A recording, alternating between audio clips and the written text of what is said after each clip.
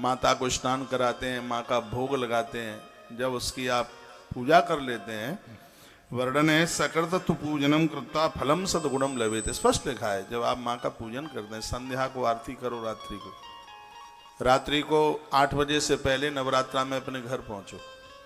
मैया संध्याकालीन आरती से भारी प्रसन्न होती है, अति प्रसन्न होती है। रात्रि को आप आरती कीजिए, घर के सब लोग परिवार में सब खड़े होकर माँ के दरबार में खड़े होकर माँ की आरती करें। हो सकता है आपने घट स्थापना करी होगी, अखंड जो जलाई होगी, और ये सब आपने यदि किया है तो आपकी नवरात्रा का सीधे 100 गुना फल बढ़ रहा है, ऐसा कालिका पुराण में लिखा है।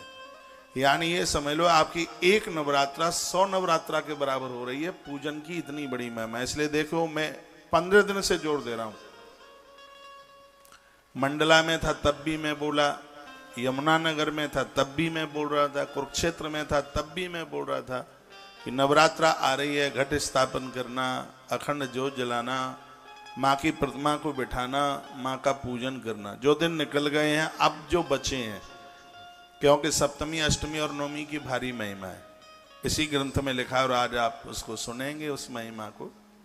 तो अभी भी आप कर सकते हैं, ज्योत भी जला सकते हैं, आप माँ को पूजन भी आप कर सकते हैं। एक तस्वीर ले आइए, उस पर माँ को चुनरी उड़ाइए, चुनरी से माँ बड़ी प्रसन्न होती है, खुश होती है।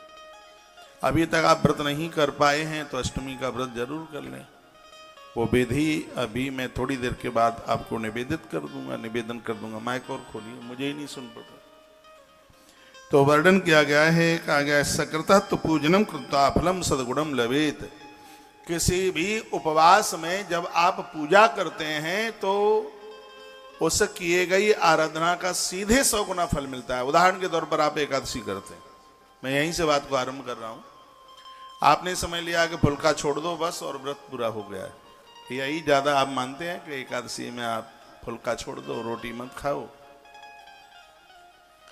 तो वो व्रत एकादशी का पूरा हो गया। हाँ बिल्कुल है, पूरा हो गया, लेकिन एकादशी के दिन आप दिन में सोते नहीं है, तेल साबुन नहीं लगाते। एकादशी के दिन आप भगवान सालराम भगवान का अभिषेक करते हैं, उनके ऊपर तुलसी पत्र चढ़ाते हैं, उनका भोग लगाते हैं, उनकी आरती उतारते हैं, तो आपकी एक एकादशी सीधे 100 गुना फल प्रदानित करती है। आप कथा भी सुनते हैं, उसमें आप भगवान की पूजा भी करते हैं, सीधे डायरेक्ट 1/100 सीधा 100 गुना है। कालिका पुराण में तो अद्भुत कर्मकांड की बात कही गई है। आप जो भी कोई व्रत करते हैं, आप 16 सोमवार करते हैं तो उसमें आप महादेव की पूजा कीजिए। आप प्रदोष करते हैं, बहुत लोग तो प्रदोष करते हैं, बस ये समझ लिया है कि नहीं खाना है, बस प्रदोष पूरा हो गया है। लेकिन प्रदोष की कथा सुनी जाती है, प्रदोष में महादेव का अभिषेक किया जाता है, उसमें भगवान शिव का महाअभिषेक किया जाता है। जब यह होता है तब उसकी महिमा 100 गुना ज्यादा हो जाती है। वही बात कही गई है, सकृतं तु पूजनम कृत्वा फलम सदगुणम लभेत। यह श्लोक नंबर 47 है, 58 नंबर अध्याय, कालिका पुराण अध्याय नंबर 58, 58 और श्लोक नंबर 47। किसी भी अनुष्ठान में कहा गया, कोई भी आप व्रत करते हैं, पूजा पाठ आराधना करते हैं, लेकिन जब उसमें आपने अर्चना कर ली है, पूजा कर ली, हमने आज भी माँ को 108 फूल चढ़ाए, देवताओं का नित्य अभिषेक करते हैं, पूजन करते हैं, नहीं तो कमरे में बैठे रहें, बस मन से याद कर लें उसको, चलो ठीक है, ओम नमो भगवते वासुदेवाय, ओम ऐं ह्रीं क्लीं चामुंडाय विच्चे। ये हम जो कर रहे हैं मानसिक कर रहे हैं, एक गुना है, लेकिन उसको ही प्रत्यक्ष रूप से आपने उसमें पूजन कर लिया है, प्रत्यक्ष शरीर से उसमें जुड़ करके और आपने पूजा की है, तो कालिका पुराण में वर्णन है कि उसकी गिनती ठीक 100 गुनी हो जाती है। अभी मेरे पास मैसेज आया है कि तो क्या नवरात्रा में साबुन नहीं लगाएं? बिल्कुल नहीं लगाएं, क्या जरूरत है? नहाइए, साबुन की बिल्कुल जरूरत नहीं है। दिन में सोने की जरूरत नहीं है, रात्रि को थोड़ा सा जागिए, माँ का कीर्तन कीजिए। यदि यह नियम और विधि के साथ में ये पूजा पाठ अनुष्ठान हो जाते हैं तो इनका फल वर्षों में नहीं मिलता, इनका फल तत्काल प्राप्त होता, तत्काल, देरी नहीं लगती। तो ये बात ध्यान में रहेगी। मूल मूर्ति महामाया योग निद्रा जगन्मयी तस्यास्तु वैष्णवी तंत्र मंत्रम प्राक प्रतिपादितः। वह साधक युद्ध में पराजित नहीं हो सकता, शस्त्र तर्क में, शास्त्र तर्क में पराजित नहीं हो सकता।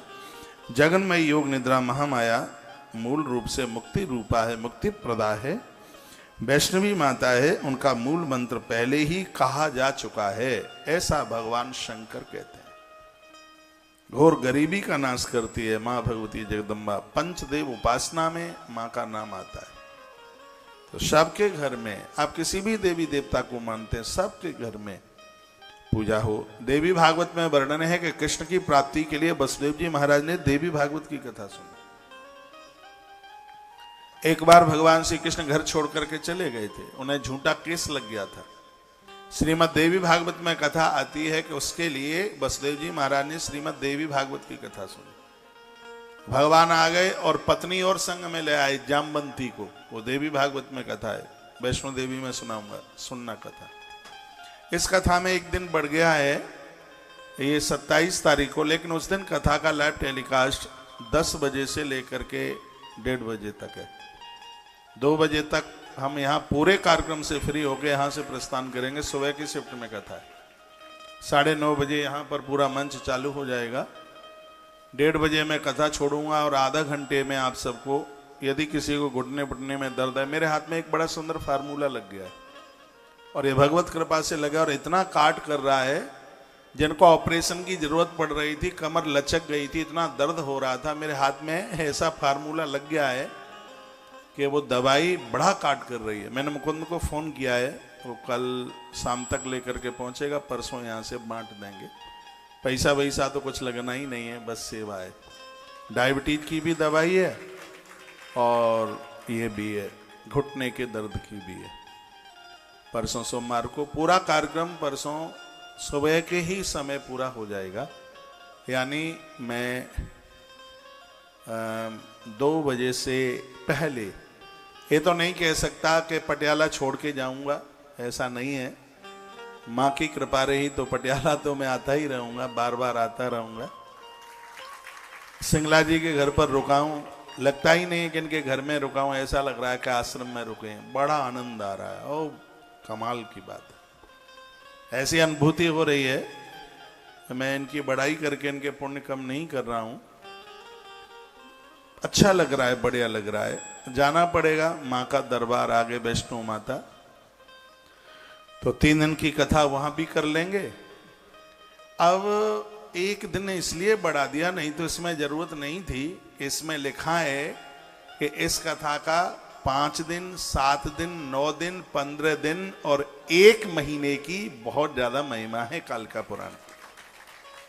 तो अब 15 दिन और 9 दिन और महीना भर तो नहीं दे सकते। जब 4 दिन का कार्यक्रम कर रहे थे, हमने कहा होगी सो देखी जाएगी, चलो 1 दिन इसमें एडजस्ट करे ही देते हैं। काल जैसे भागवत जी का महात्म्य 7 दिन का है, इसमें 90 ही अध्याय हैं, तो कालिका पुराण का 5 दिन का इसका महात्म्य है। जैसे राम कथा का 9 दिन का है, तो उसी प्रकार से कालिका पुराण का 5 दिन का इसका महात्म्य है।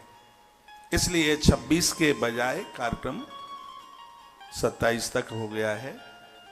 तो यह ध्यान में रहे, जो मुझे टीवी पर सुन पा रहे हैं, सोमवार, मंडे, सोमवार के दिन कथा सुबह की शिफ्ट में होगी। 9:30 बजे यहाँ व्यासपीठ आरंभ हो जाएगी और 10 बजे कथा शुरू हो जाएगी। और ये तो वैसे भी आपको पता है, जो अंतिम दिन की कथा सुन लेते हैं उनका पूरा अनुष्ठान में उनकी उपस्थिति हो जाती है। तो अब इसका मतलब ये नहीं है कि आप कल ना आवे, आप परसों ही आवे। कल तो हमें आशीर्वाद दे के नहीं आएंगे, कल हमारा जन्मदिन है। कल मैं माँ के दर्शन करने के लिए पहुंचूंगा। कल हम सिद्ध पीठों की कथा सुनाएंगे। कल का दिन भी बड़ा अद्भुत है। मुझे टीवी पर भी सुनने वाले भक्त लोग हैं, कल आप पटियाला पधारिए। बहुत तो इसमें भाई बहन ऐसे हैं जिन्होंने अभी तक पटियाला देखा ही नहीं था, इस कथा की वजह से वो पटियाला पहुंचे, पटियाला आए हैं। आपका स्वागत है इस धरा पर, धरती पर। बढ़िया लग रहा है। एक बार जयकारा लगाइए, बोल भक्त वत्सल भगवान की जय हो, श्री हनुमान जी महाराज की जय जय जय श्री राधे श्री राधे। तो वर्णन किया गया है, कहा गया है कामाख्या तु महामाया मूल मूर्ति प्रगीयते पीठे भिन्ना वयासा तो महामाया प्रगीयते। जो माँ भगवती जगदम्बा को पीठ पर चौकी बनाकर ब्राह्मण को बुला करके अनुष्ठान के रूप में वो अपने घर पर इसका आयोजन करते हैं, तो हजारों हजारों गुणा इसकी महिमा बढ़ जाती है। हमारे वैष्णो देवी में जो अनुष्ठान चल रहा है, पीठें बना करके पूरी चौकियां बनाकर ब्राह्मणों के द्वारा, रोज मेरे पास तस्वीरें फोटो आती हैं, इतना अद्भुत आयोजन चल रहा है, अनुष्ठान चल रहा है। कोई आ रहे हो वैष्णो देवी इन दिनों में, मैं 28 से लेके 30 तक, 28, 29, 30 की शाम को चलूंगा, 31 को पानीपत में होऊंगा। पानीपत का कार्यक्रम संस्कार टीवी पर भी लाइव है। पहले 9:30 बजे से 1 बजे तक सत्संग टीवी पर है और 1 बजे से लेके 4 बजे तक संस्कार टीवी पर। आनंद की बात यह कि बैसाख महात्म में, बैसाख का महीना है और ऐसी कथा सुनाऊंगा कि बैसाख में आप भोर में जगे हुए बिना नहीं मानेंगे, ऐसी ऐसी महिमा है। एक छिपकली का उद्धार हो गया बैसाख मास से, उसने इतनी कथा तो वहीं सुनाऊंगा, अभी तो मैं संक्षेप में ही बोल रहा हूँ। एक छिपकली, और इतना बड़ा उससे कोई अपराध हुआ था और वो छिपकली बनी। इतने में जिस घर में वो छिपकली रहती थी, बैसाख का महीना था, वहाँ ऋषि आए। उस दाम्पत्य ने ऋषि के चरण धोए, चरण धोने का पानी नीचे जमीन में गिर गया और ऊपर से छत से, और ऐसे ही वो छिपकली धड़ाम से नीचे गिरी। एक साधु के चरण धुए हुए जल के ऊपर वह गिरी और उस महात्मा ने बैसाख महात्म में सुनाया था, और वो बैसाख महात्म उस छिपकली ने सुन लिया, और बैसाख महात्म की कथा संत चरण के जल से स्पर्श होते ही वह दिव्य रूप धारण करती हुई भगवान के लोक के लिए वो छिपकली चली गई। तो ऐसा बैसाख महात्म में, ऐसे बैसाख की जो महिमा अद्भुत है, वो हम 3 दिन में, पानीपत आपके नजदीक हो, करीब हो तो आ जाना, ना आ पाए तो टीवी पर तो आप सुन ही लेना। आइए आगे बढ़ रहा हूं, एक बार जयकारा लगाइए पटियाला वाली अम्मा की जय जय, श्री राधे श्री राधे जय जय श्री राधे। एक यथा विष्णु नित्यत्वाद ही सनातन। माँ भगवती जगदम्बा की पूजा करने से भगवान विष्णु बड़े प्रसन्न होते हैं। तथैव सा महामाया कामार्थम संगता गिरौ कामाख्येति सदा देवै गद्यते सततम नरै। इसी प्रकार महामाया लोगों की अभिलाषा पूर्ण करने में बहुत आगे है। माता कामाख्या देवता तथा मनुष्य, उन्हें सब इसे कामाख्या इसलिए कहते हैं क्योंकि इसके दरबार में पहुंचते ही कामनाएं पूरी हो जाती।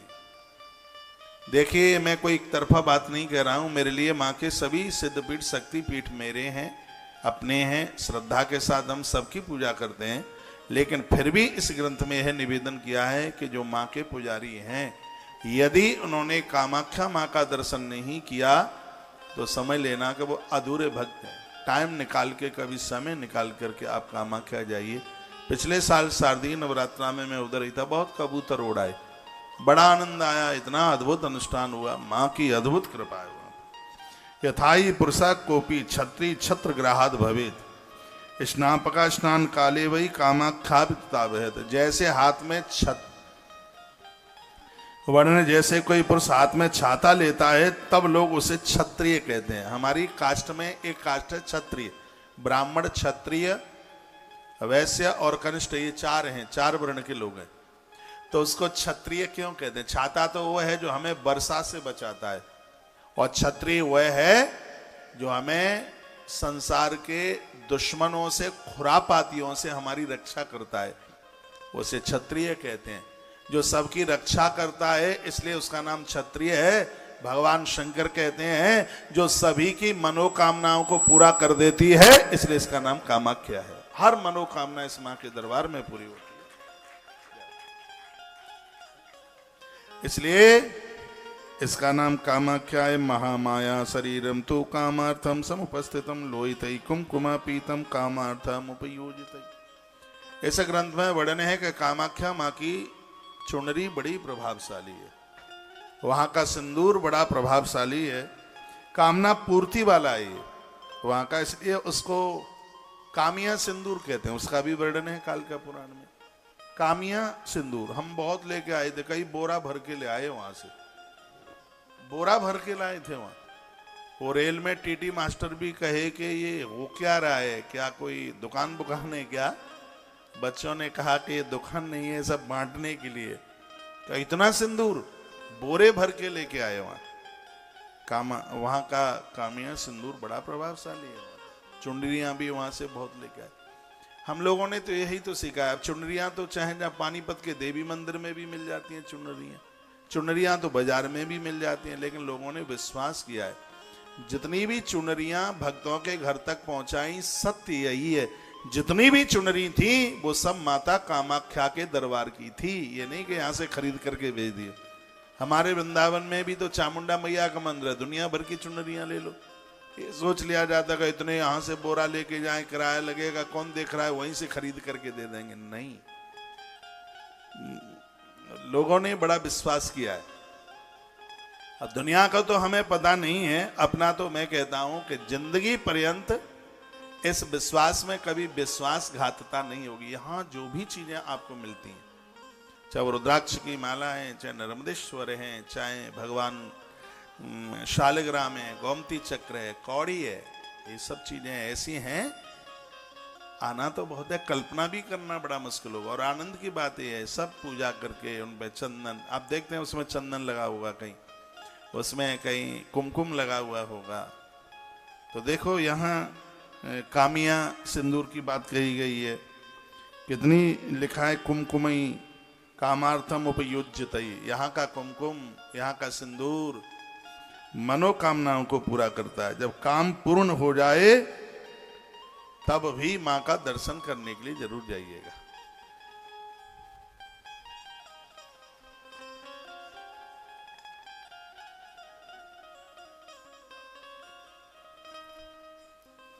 जय श्री राधे, बोले भक्त वत्सल भगवान की जय हो, श्री हनुमान जी महाराज की जय हो। जय जय श्री राधे श्री राधे श्री राधे एवं विशेष तंत्राणी दुर्गाया कथितान्वाम अंग मंत्राणि तस्यास्तु श्रूयाताम नर सत्तमयी। जो साधक इस प्रकार से मां की कथा सुनेगा, उसके द्वारा तीनों देवता ब्रह्मा विष्णु और शिव उनके ऊपर अति प्रसन्न हो जाएंगे। इसमें बिल्कुल भी संदेह नहीं है। महामाया तथा कामाख्या एक ही है।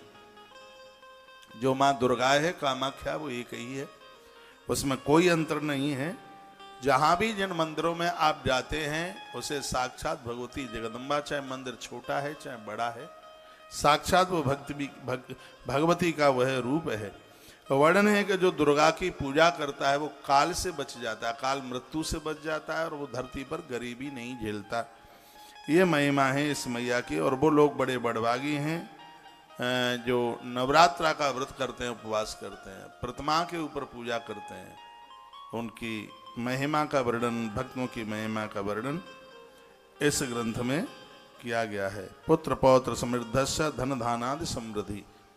पूजा आप कर रहे हैं, इसका फल आपके पुत्र पौत्रादिकों को मिलेगा, धन समृद्धि मिलेगी। ये ऐसा कालिका पुराण में लिखा है। दीर्घायु सर्व सुभगो, लंबी आयु होगी, लोकेस्मिन सच जायेते।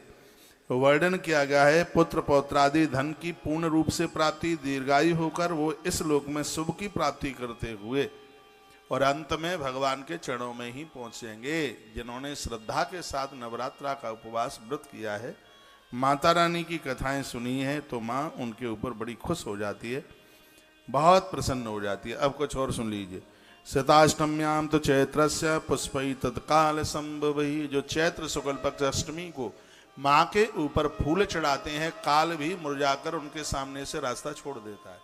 ये अष्टमी आ रही है, 29 तारीख की अष्टमी, उसके लिए वर्णन है शताष्टम्याम। शता मतलब है शुक्ल पक्ष, शुक्ल पक्ष की अष्टमी, चैत्र का महीना। यदि फूलों के द्वारा, पुष्पों के द्वारा माँ की पूजा करी है तो माता बड़ी प्रसन्न हो जाती है। अशोकैरपि या कुर्यान मंत्रेणानेन पूजनम। अशोक के पत्ते पंच पल्लवों में जिसको लिया जाता है माँ के कलश में, ये बहुत ज्यादा प्रभावशाली है। अशोक है, बरगद है, पीपल है, पाखर है, और ये पंच पल्लवों में, ये बातें बड़ी अद्भुत हैं और यहाँ बड़ी बारीकी से कहा गया है। उनके जीवन में किसी भी प्रकार का दुख नहीं आता जो देवी की पूजा में कलश में अशोक के पत्ते लगाते हैं। अशोकर्प या कुर्यान मंत्रेणानेन पूजनम। मंत्रों के द्वारा, वो आचार्य पंडित जी लोगों को पता होता है, वो कलश भरते हैं। न तस्य जायते शोको।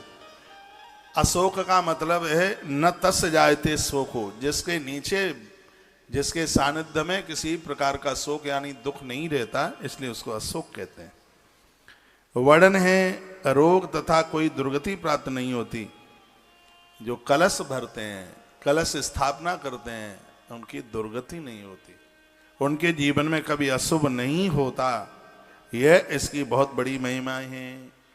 तो अष्टमी के दिन आप फूलों से माता रानी का बंधन पूजन कीजिए और उपवास कीजिए। भले ही आप पहले इन दिनों में नहीं रख पाए हैं, आपसे हो जाए तो अष्टमी की रात्रि को हवन कीजिए, यज्ञ कीजिए, मैया के ऊपर फूल चढ़ाइए।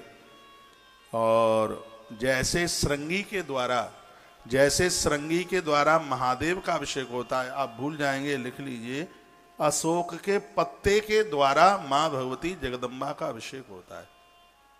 अशोक का पत्ता, ये लिख लो, ये बहुत जरूरी बात है, लिख ले वो आचार्य जी।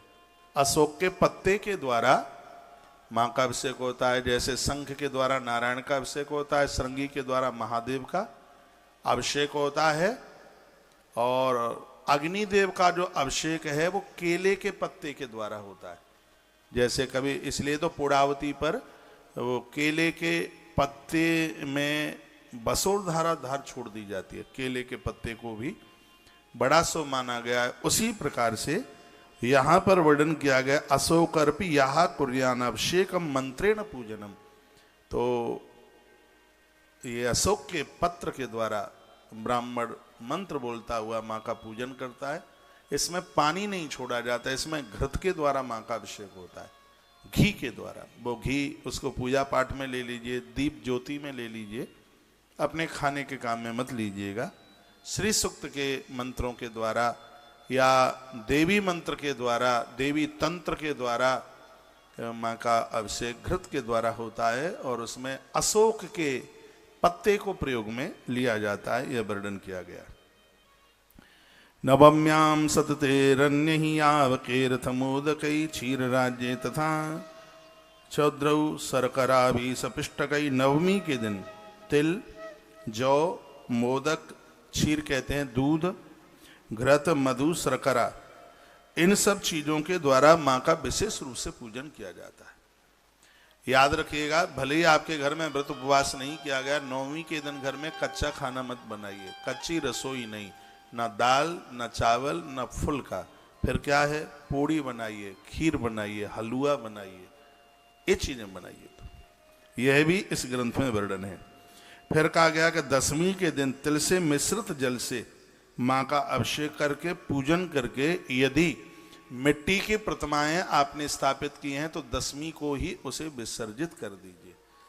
हाँ, दशमी का दिन। और आप माँ के भक्त हैं तो इसे ग्रंथ में स्पष्ट लिखा है कि आपका व्रत नौमी को नहीं, आपका व्रत दशमी को ही खुलना चाहिए, तभी तो 9 दिन पूरे होंगे। अब तो खैर मैं अन्न खाता नहीं, जब मैं अन्न लेता भी था तब मैंने कभी नौमी को अन्न खाया नहीं। हमेशा हमेशा, ये तो देवी भागवत में भी वर्णन है, दशमी को ही उस व्रत का विसर्जन होता है। यह भी इसमें वर्णन किया है कि ब्राह्मण कभी कहीं अनुष्ठान करने के लिए जाता है तो माँ का विसर्जन चौकियों पर, आचार्य, ये भी बड़ी नई बात है, इसमें नौमी को विसर्जन नहीं होना चाहिए, विसर्जन दशमी को होना चाहिए। इतना टाइम लेके जाए आचार्य, ब्राह्मण इतना समय लेकर के जाए कि नौमी की रात्रि को वो जजमान के घर रुक सके। अब मैं तो आपको छोड़ के आऊंगा 31 तारीख के लिए, 30 तारीख को तो होगा नहीं विसर्जन वैष्णो देवी में। दशमी के दिन माँ को विसर्जन करें। दसवीं के दिन यह करने पर, देखो ये और लिख लो, यदि आप देखो नौवीं को भी यदि आप कर देते हैं तो अपराध कुछ भी नहीं है। फिर इसमें लिखा है कि यदि ये काम आप दसवीं को करते हैं तो 10 जन्मों के पाप जल करके समाप्त हो जाते हैं। श्लोक नंबर 34, 58 नंबर 59 नंबर अध्याय 59 अध्याय श्लोक नंबर 34, इसमें लिखा है कि एवं कृते दशम्याम तो यत पापम 10 जन्मनि, जो नवरात्रा का व्रत करते हैं और अपना व्रत दसवीं में खोलते हैं, अनुष्ठान को दसवीं में पूरा करते हैं, तो उनके 10 जन्मों के पाप जल करके राख हो जाते हैं। यह महिमा है दसवीं को व्रत पूरा करने की। 10 जन्मों के पाप स्पष्ट है। 34 नंबर का श्लोक है, एवं कृते दशम्याम तो यत पापम 10 जन्म।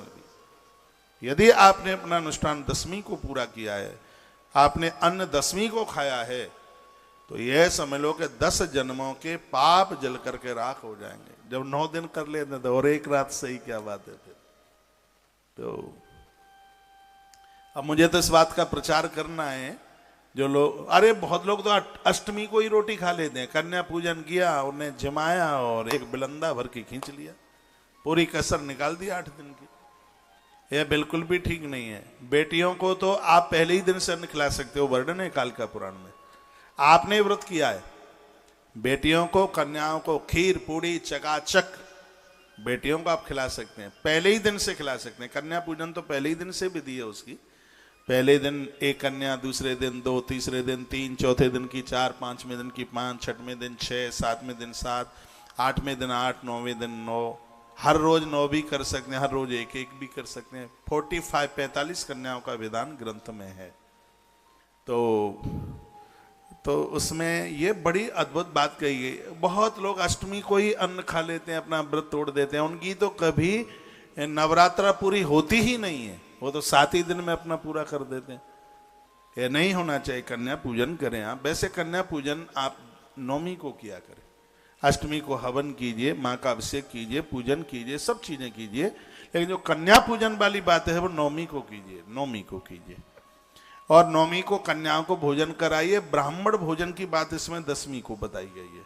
इस ग्रंथ में कहा गया है कि जैसे इस अनुष्ठान में कन्या पूजन की महिमा है, ब्राह्मण भोजन की भी महिमा है, लेकिन ब्राह्मण को जो भोजन है वो दसवीं के दिन कराइए। तो वर्णन एवं कृते दशम्याम तो यत पापम 10 जन्म भी, यदि किसी ने ऐसा किया है तो उसके 10 जन्मों के पाप जल करके राख हो जाते हैं, समाप्त हो जाते हैं। एक बार बताइए, हमारी बात आपकी समझ में आ रही है? धन्यवाद आप सभी के लिए। मेरी व्यासपीठ से आपको भी तालियां है। तो यह वर्णन किया गया है, कहा गया कृतम तत्प्रलयम याति दीर्घायुरुपजायते। नवरात्रा का व्रत करके जिसने 10वीं तक अपने व्रत को लेके गए हैं, षष्ठी का प्रलय होता है तब तक उस व्यक्ति का नाम चलता है, दीर्घायु होता है, उसके अकाल मृत्यु नहीं होती उसको। नवरात्रा की इतनी बड़ी महिमा है।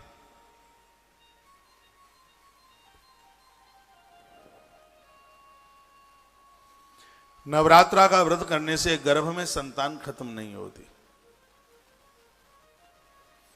अब कुछ बातें ऐसी हैं जो व्यासपीठ से कहने में थोड़ी झिझक सी लगती है।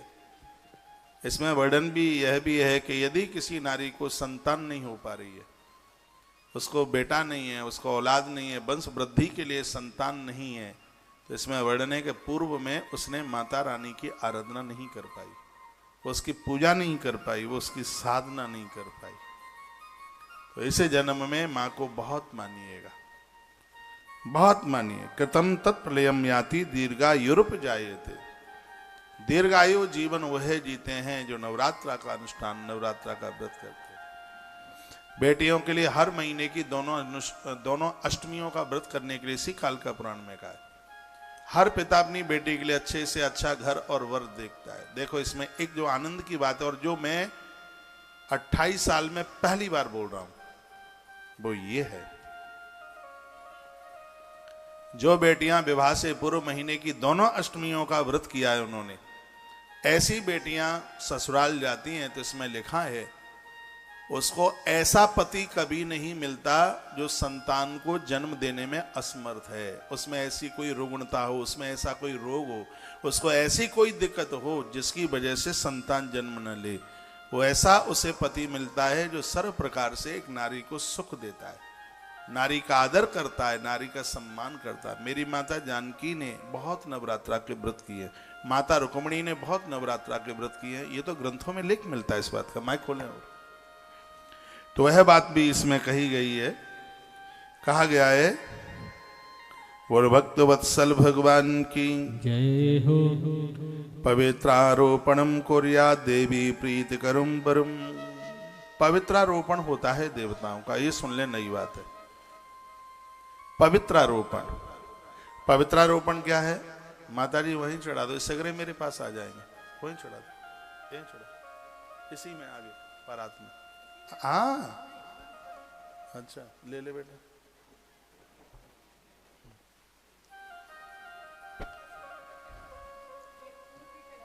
फूल भी चढ़ा दो मेरे ऊपर।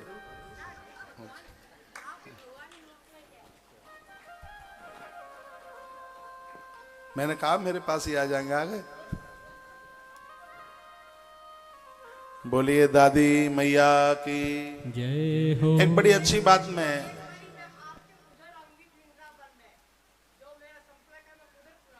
बहुत बढ़िया है। ये मंदिर से पटियाला वाली अम्मा ही तो नहीं आ गई? बैठो। हाँ बैठो। बोलो भक्तु वत्सल भगवान की जय हो। श्री हनुमंत बलवंत महाराज की जय जय जय श्री राधेश। जो देवताओं का पवित्रारोपण करते हैं, आपका ध्यान इधर नहीं है और इतनी अद्भुत बात हो रही है। जो देवताओं का पवित्रारोपण करते हैं उन लोगों को की गई पूजा का 1 वर्ष तक फल ऑटोमेटिक मिलता है। आपने यदि पवित्रारोपण कर लिया है तो जो नवरात्रा में जो आप पूजा कर रहे हैं, इस पूजा का पूरा 365 दिन फल मिलता है।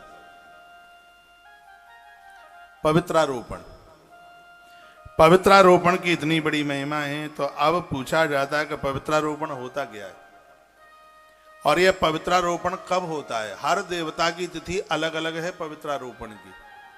और आप जितने भी बैठे हुए हैं, मैं तो कहूंगा कि 100% आप में 100% ऐसे जने हैं श्रोता जिन्हें पवित्रारोपण के बारे में पता ही नहीं है कि पवित्रारोपण होता क्या है। पहले तो यह सुन लें, जो पवित्रारोपण करते हैं देवताओं का, उन्हें उस देवता की पूजा ऑटोमेटिक 365 दिन उसका पुण्य आपके अकाउंट में, आपके खाते में आता है। जैसे यदि आपने पवित्रारोपण कर लिया होगा पूर्व में और अब आप नवरात्रा कर रहे हैं, इस नवरात्रा का फल आपको पूरा साल ऐसे ही मिलेगा जैसे 22 मार्च से लेकर के 30 मार्च तक नवरात्रा में मिल रहा है, उसी प्रकार से यह पवित्रारोपण की महिमा है। तो मैं चल रहा हूं, कौन सी तिथि है पवित्रारोपण की, फिर मैं बताऊंगा कि पूजन होता कैसे है, क्या है इसमें। सबसे पहले तो यह समझ लें कि कौन से दिन कौन से देवता का पवित्रारोपण होता है, वो सुन लीजिए। जैसे नांदी मुख श्राद्ध के लिए अमावस्या बहुत विशेष है, उसी प्रकार से पवित्रारोपण के लिए भी हर देवता के लिए एक तिथि का वर्णन किया है, वो मैं आपको बता रहा हूं। सर्वेशामेव देवानां पवित्रारोपणम चरेत्। जितने भी देवता हैं सबका पवित्रारोपण होता है। कब होता है? श्रावणे वापी संवत्सर फलप्रदम। सावन शुक्ल पक्ष से आरंभ होता है, सावन के महीने में होता है। वो हरियाली अमावस्या निकलती है, उसके बाद पवित्रारोपण आरंभ हो जाता है। बस पहले तो ये लिख लें कौन से देवता का पवित्रारोपण कौन सी तिथि में होता है। प्रतिपदन दशोक्ता पवित्रारोपणम तिथि। कुबेर के पवित्र रोपण के लिए प्रतिपदा पड़वा कही गई है। सावन की पहली तिथि पड़वा। जो कुबेर को मानते हैं तो पड़वा के दिन कुबेर देवता का पवित्रारोपण होता है। तत्पश्चात द्वितीया के दिन माता लक्ष्मी का पवित्रारोपण होता है।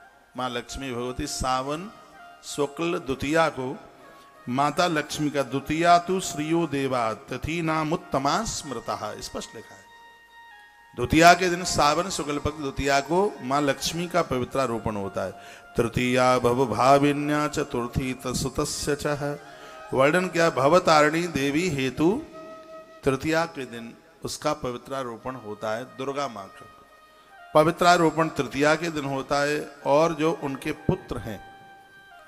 पुत्र हैं जिनका नाम है गणेश, लिखा है बिन्या चतुर्थी तत्सुतस्य चाह, भवानी के सुत यानी पुत्र गणेश जी का जो पवित्रारोपण होता है वो चतुर्थी के दिन होता है। जो पूर्णिमा का व्रत करते हैं जिसमें सोमराज की पूजा होती है उसका पवित्रारोपण है सोमराज हेतु। यह पवित्रारोपण पंचमी के दिन होता है। षष्ठी प्रोक्ता गोहिष्य चह, गोह नाम है कार्तिकेय जी का। कार्तिकेय जी का जो पवित्रारोपण है वो सावन शुक्ल पक्ष की छठवीं को होता है। सप्तमी भास्कर शुक्ता, सूर्य भगवान का जो पवित्रारोपण है वो सावन शुक्ल पक्ष सप्तमी को होता है। तत्पश्चात फिर कहा दुर्गायांश तथाष्टमी, माँ भगवती दुर्गा का एक तृतीया को होता है और एक अष्टमी को होता है। इसका 2 दिन होता है। तो अष्टमी दुर्गा हेतु अष्टमी, एक तृतीया है एक अष्टमी। और उसके तत्पश्चात मात्र का गण मात्रणाम नवमी प्रोक्ता, मात्र का गण इनको नवमी के दिन। बासुकी हेतु दसवीं, बासुकी सर्पों का जो सांपों का जो सर्पों का जो होता है पवित्रारोपण वो दसवीं के दिन होता है। जिनकी कुंडली में कालसर्प दोष है वह सावन शुक्ल पक्ष दसवीं के दिन सर्पराज बासुकी का पवित्रारोपण करें। इससे उसकी कुंडली में कालसर्प दोष बिल्कुल प्रभावित नहीं होगा। जिनको स्वप्न में सर्प दिखाई देते हैं ऐसे लोगों को सावन शुक्ल पक्ष की दसवीं को पवित्रारोपण करना चाहिए। वो कैसे होगा वो भी मैं अभी बताऊंगा। अभी तो मैं तिथि आपको बता रहा हूं। ये कथा पहली बार कितने लोग सुन रहे हैं हाथ उठा के बताएंगे? टोटली 100% पवित्रारोपण है। एकादशी ऋषिणाम च द्वादशो चक्रपाणिनः, 365 दिन घर बैठे ही गुरु पूजा का सौभाग्य प्राप्त होता है। धरती के सभी ऋषियों की पूजा का फल पूरे साल भर प्राप्त होता है। ऐसे लोगों को सावन शुक्ल पक्ष एकादशी के दिन ऋषियों का पवित्रारोपण करना चाहिए। आप गुरु पूर्णिमा पर पहुंच नहीं पाए हैं, आप गुरुजनों के पास पहुंच भी नहीं पाए, ऋषियों के पास पहुंच भी नहीं पाए, तो भी पूरे वर्ष भर ऋषियों की पूजा का फल प्राप्त होता है। जो सावन शुक्ल पक्ष की एकादशी को ऋषियों के नाम से पवित्रारोपण करते हैं। ये तिथि ऋषियों के लिए। तत्पश्चात द्वादशो चक्रपाणिनः, द्वादशी सावन शुक्ल पक्ष द्वादशी को भगवान नारायण का पवित्रारोपण होता है। और यदि सावन शुक्ल पक्ष की द्वादशी को नारायण का पवित्रारोपण आपने किया तो पूरे वर्ष भर आपको रामनवमी और श्री कृष्ण जन्माष्टमी का व्रत करने का फल प्राप्त होता रहता है। भगवान नारायण की पूजा करने का, सालराम भगवान की पूजा करने का फल पूरा वर्ष भर आपको यह सौभाग्य प्राप्त होता रहता है। सावन शुक्ल पक्ष की द्वादशी को भगवान नारायण का पवित्रारोपण होता है। यह पवित्रारोपण होना चाहिए। त्रयोदशी त्वनंगस्य मम चैव चतुर्दशी, त्रयोदशी और चतुर्दशी इन 2 तिथियों में, चाहे त्रयोदशी को कर लो चाहे चतुर्दशी को कर लो, भगवान शंकर कहते हैं भैरव इन दोनों तिथियों में मेरा पवित्रारोपण होता है। जो मेरा पवित्रारोपण सावन की त्रयोदशी और चतुर्दशी को कर लेते हैं तो उनको पूरा वर्ष उनके लिए सावन मास की तरह बन जाता है। पूरा वर्ष उनके लिए सोमवार की तरह बन जाता है। जो सावन शुक्ल पक्ष की त्रयोदशी और चतुर्दशी को मेरा पवित्रारोपण करते हैं। तत्पश्चात और सुनिए और क्या कह दिया गया। कहा भक्त बोलिए भक्त वत्सल भगवान की ब्रह्मणो दिगपति नाम च पूर्णमासी तिथिमता। जो ब्रह्मा जी को मानते हैं, वेदाता ब्रह्मा जी का जो पवित्रारोपण है वो रक्षाबंधन वाले दिन पूर्णमासी के दिन होता है। देवताओं के भी पंडित हैं ब्रह्मा। गर्भिणी नारी ब्रह्मा का आवाहन करती है, ओम ब्रह्मणे नमः इस मंत्र का जप करती है तो उसकी कोख से अपांग विकलांग बच्चे जन्म नहीं लेते। स्वस्थ बच्चों का जन्म होता है क्योंकि सृष्टि के रचयिता हैं विधाता ब्रह्मा। ब्रह्मा जी के बिना तो यज्ञ पूरे नहीं होते। इसे ग्रंथ में लिखा है कि ब्रह्मणोदिपति नाम च पूर्णमासी तिथिर्मता, सावन शुक्ल पक्ष जिसको रक्षाबंधन कहते हैं, इस पूर्णिमा के दिन विधाता ब्रह्मा जी का पवित्रारोपण होता है। जो देवगण का पवित्रारोपण नहीं करता उसकी समस्त संवत्सरी पूजा का हरण भगवान केशव कर लेते हैं, उन्हें पूरी पूजा का फल नहीं मिलता। वैसे भी कलयुग में जो भी आप करते हैं उसको 1/4 पूजा का ही फल मिलता है, लेकिन जो पवित्रारोपण करते हैं उनको हर रोज भगवान की पूजा करने का पूरा फल प्राप्त होता है, पूरा संवत्सर भर। अतः समस्त प्रियतन द्वारा पवित्रारोपण परम कर्तव्य रूप है, ऐसा भगवान शंकर कहते। स्त्री पुरुष को पवित्रारोपण करना ही चाहिए। पवित्रारोपण कार्य करने से पूजा सफल होती है तथा अनेक लाभ होते हैं, उसके लाभों का भी वर्णन किया गया। हे भैरव, अब मैं बता रहा हूं कि ये पवित्रारोपण होता कैसे है, उसके बारे में सुन लीजिएगा। वो वर्णन किया जा रहा है। बोल भक्त वत्सल भगवान की जय। तस्ण प्रमाणम तो वचनान मम भैरव। हे भैरव, इस पवित्रारोपण की बात को थोड़ा तो ठीक से सुन लीजिएगा। आप सोइए मत। देखो, आप सोएंगे तो मुझे अच्छा नहीं लगेगा। इतनी मेहनत के साथ एक वक्ता कथा सुनाता है, श्रोता को पता नहीं कहां कहां से वो मटेरियल इकट्ठा करता है। हाँ, और आप ऐसी कान पर ठिपुड़ी रख कर गए और सो सा करके चले जाएं तो ये तो बिल्कुल भी ठीक नहीं है भैया। 2 पंक्तियां मां के चरणों में समर्पित करते हैं, 2 ही पंक्तियां गाए लेते हैं, आनंद आ जाएगा। मैं बालक तू माता शेरा वाली है अटूट ये है नाता शेरा वाली। ये 2 पंक्ति समर्पित कर दें, फिर मैं आपको बताता हूं कि पवित्रारोपण होता क्या है, कैसे इसकी पूजा होती है। जय हो।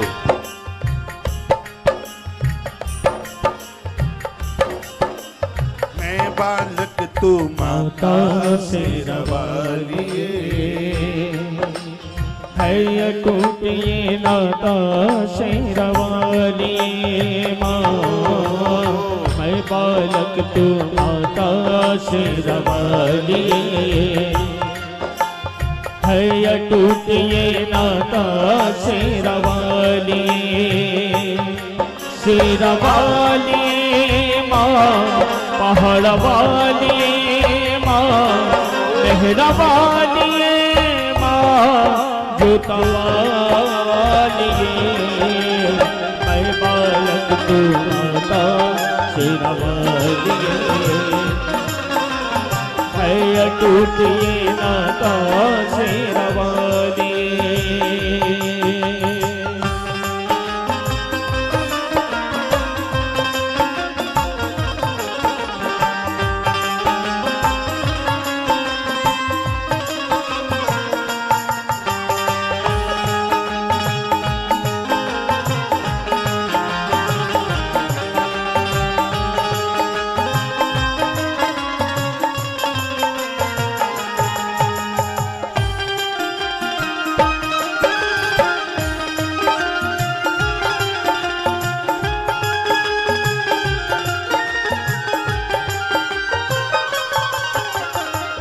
तेरी ममता मिली है मुझको, तेरा प्यार मिला।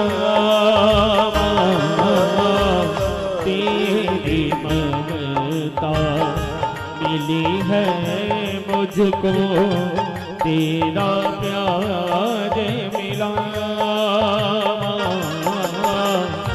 तेरी आंचल की छाया में मन का फूल खिला। तूने मोती, तूने साहस, तूने मोती, तूने साहस, तूने ज्ञान दिया। मस्तक ऊंचा करके जीने का वरदान दिया। तू है भाग्य विधाता शेरा वाली, अटूट ये नाता शेरवाली माँ, मैं बालक तू माता शेरवाली, है अटूट ये नाता शेरवाली, शेरवाली माँ, पहाड़वाली माँ, मेहरवाली माँ, जोतवाली, है बालक तू माता शेरवाली, है अटूट ये नाता शेरवाली।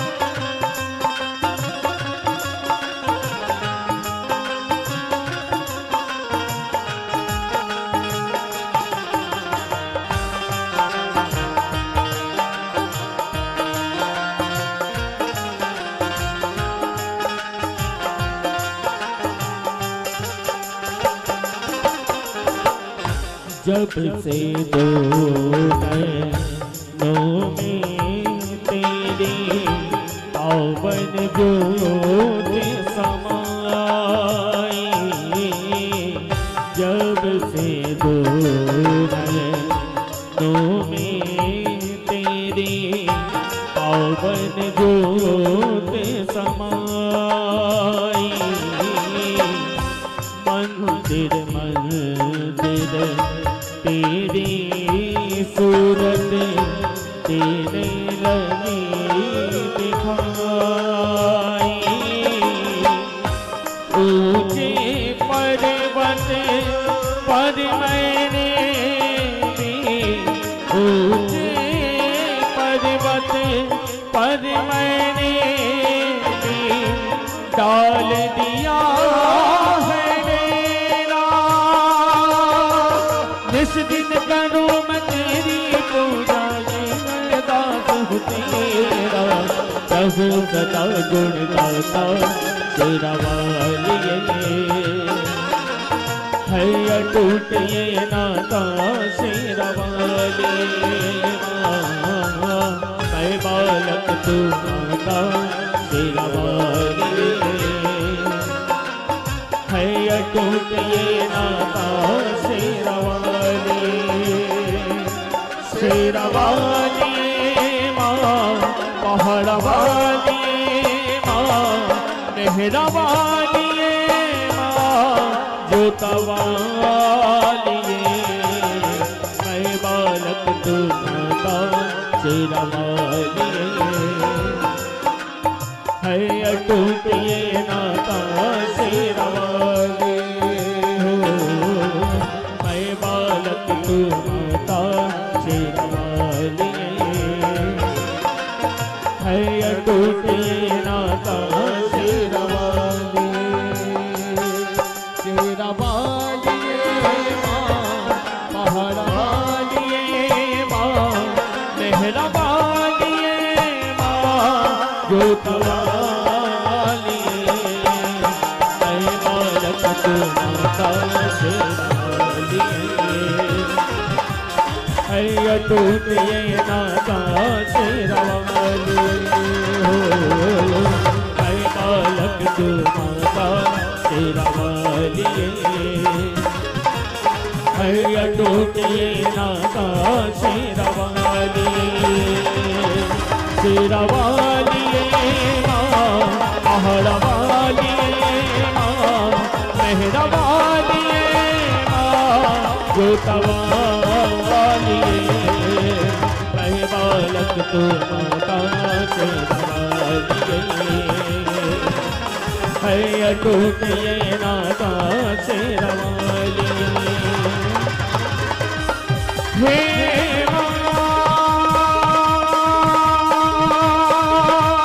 मेरी माँ,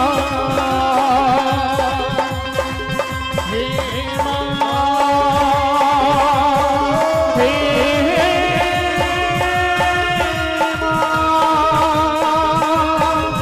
हे माँ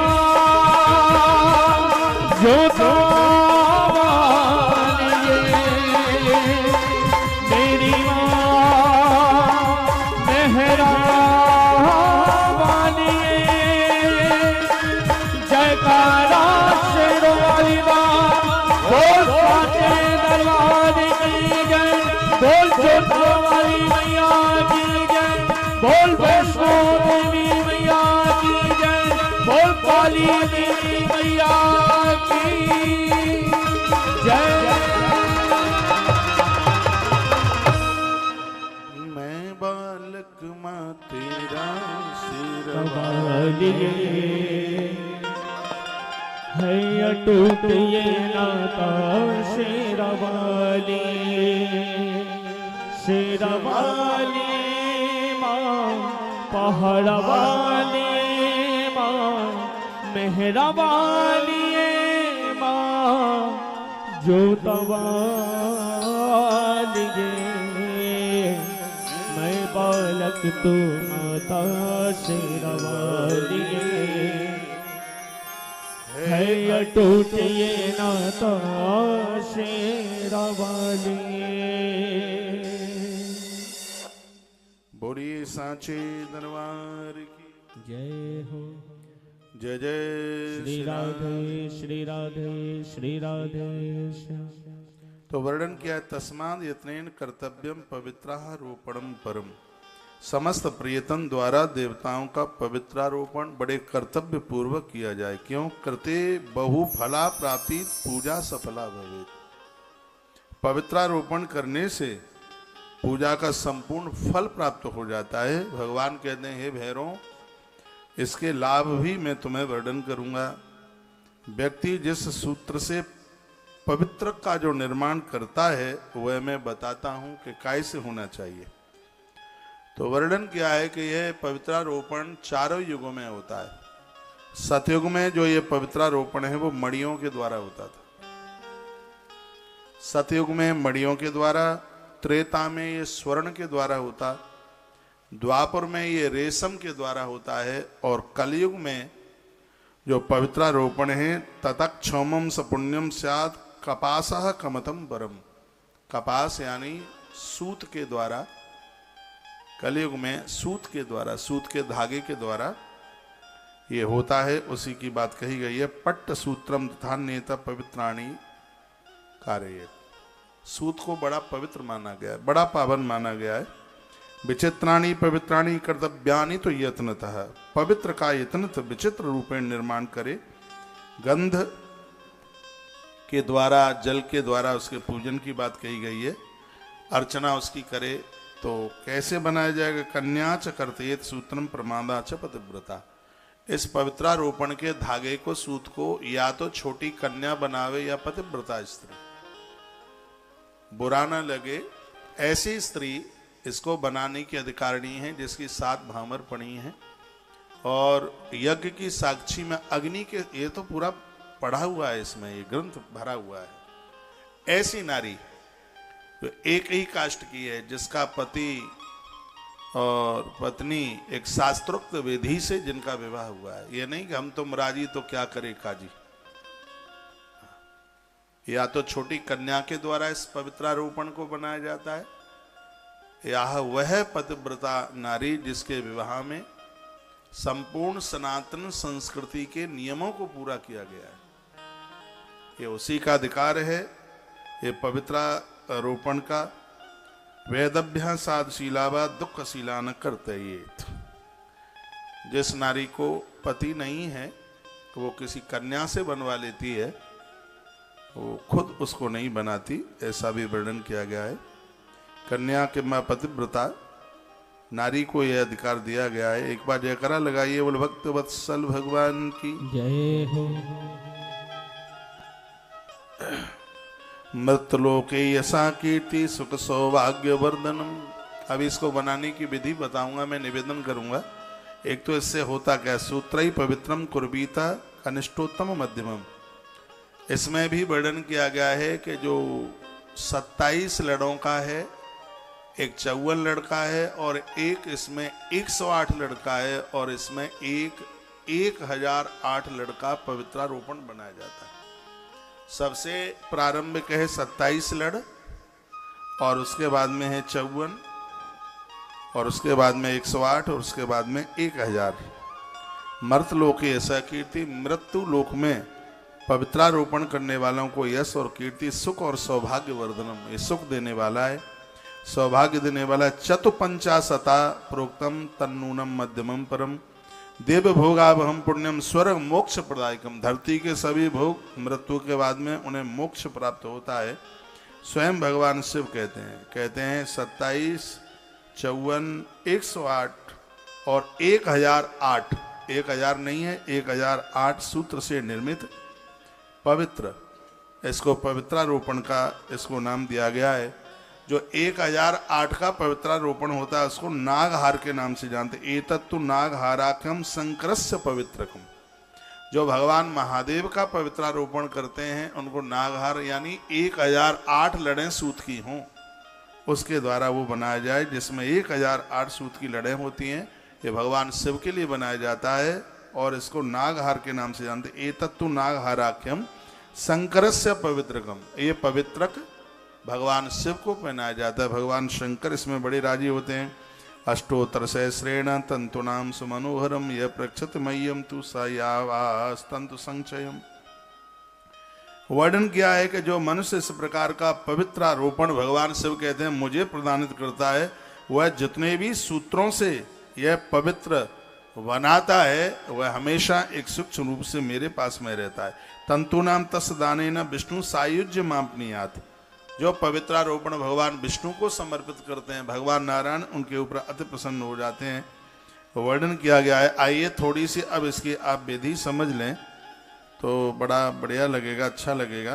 पवित्रारोपण व्रत सावन के शुक्ल पक्ष में किया जाता है, जो कि मैंने आपको बता ही दिया है। वर्ष भर पूजा का फल प्राप्त होता है इसके द्वारा। इस पूजा के अधिकारी चारों वर्ण के लोग हैं, ये बड़े आनंद की बात है। ब्राह्मण, क्षत्रिय, वैश्य, कनिष्ठ चारों वर्ण के लोग अधिकारी हैं। ये पवित्रारोपण पूजा का नाम है। जैसे नांदी मुख श्राद्ध इत्यादि ये होते हैं, पवित्रारोपण भी एक पूजा ही है। इसकी पूजा की विधि आप लिख लीजिए। एक चौकी पर लाल वस्त्र बिछाएं, जिस देवता का पवित्रारोपण कर रहे हैं उसका चित्र लगाएं या प्रतिमा लगाएं, उसका चित्र या प्रतिमा लगाएं। एक कलश ठीक सामने भर करके रख लें, उसमें पंच पल्लव लगाएं। पूजा के लिए पवित्र को बांस की टोकरी में या पलाश की पत्तल के ऊपर रखें। एक कन्या के द्वारा, पतिव्रता नारी के द्वारा जब उसको बनाया जाता है, 27 लड़का उसमें सूत के 27 बार उसको ऐसे लपेटा जाता है उसको। और आपको ध्यान हो, जब आप कभी बरगद के ऊपर, बट के ऊपर जो धागा जो लपेटते हैं वो पवित्रारोपण ही है, वो ये वही है ये सूत्र। तो लड़बो कितनी है? 27, 54, कितनी, जितनी आपकी लंबाई है उतनी एक अंदाजा से एक मान लिया जाए। अपने शरीर से तो टच ना करें, ऐसा कर लें पहले एक कोई रस्सी के द्वारा अपनी शरीर को नाप लें, फिर उस रस्सी के द्वारा एक नाप लें उसको।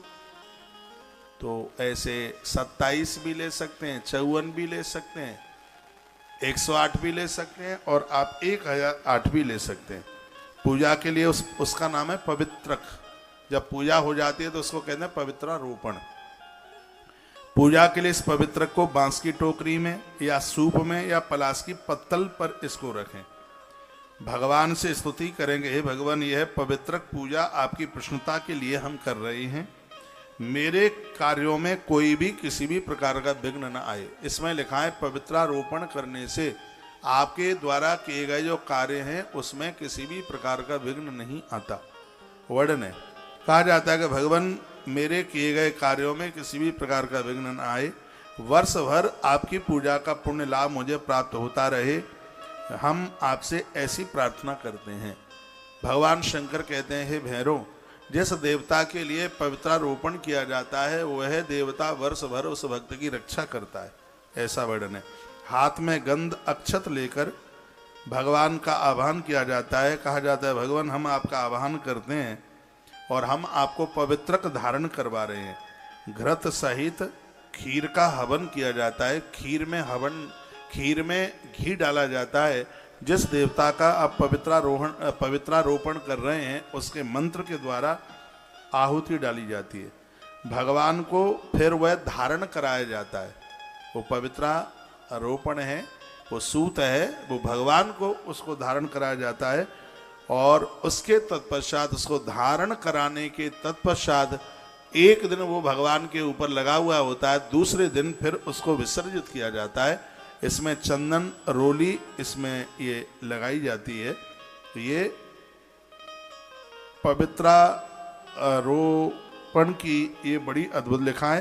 कुंकुम शीर कर्पूरई चंदनादिव लेपन ही, उसको एकदम सफ़ेद धागा नहीं रहने दें, उसके ऊपर कुमकुम लगाएं, उसके ऊपर कपूर चंदन का लेप जरूर करें, ऐसा इस ग्रंथ में वर्णन किया गया है। पवित्रा को आप रंग ले, इस पवित्र को आप रंग ले। इसमें तो लिखा है कि यदि आप माँ भगवती दुर्गा का पवित्रारोपण कर रहे हैं तो उसमें देवी तंत्र सूक्त के द्वारा उसका पाठ कीजिए। दुर्गा सप्तशती में भी मिल जाता है, दुर्गा सप्तशती में भी आरंभ में है, मार्कंडेय पुराण में बहुत विस्तार पूर्वक है। दुर्गा सप्तशती में माता जी के 108 नाम ही है, लेकिन मार्कंडेय पुराण में माता जी के 1008 नाम